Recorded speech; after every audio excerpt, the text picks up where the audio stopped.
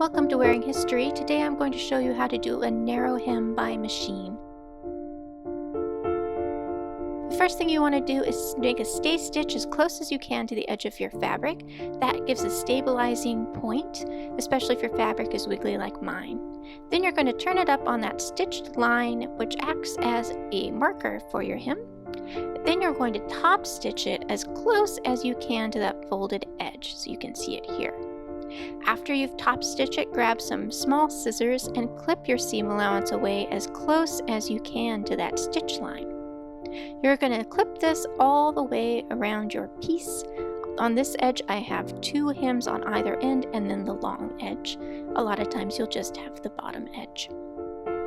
Now you're going to turn it up and press it again, and then you're going to top stitch as close as you possibly can to that folded edge, which encases all the fabric together.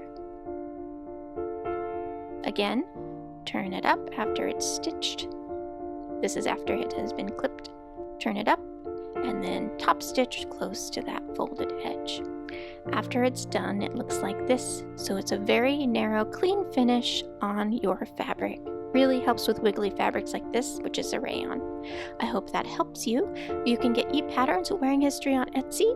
Also, wearinghistorypatterns.com and wearinghistoryblog.com has tutorials. Thank you so much for watching.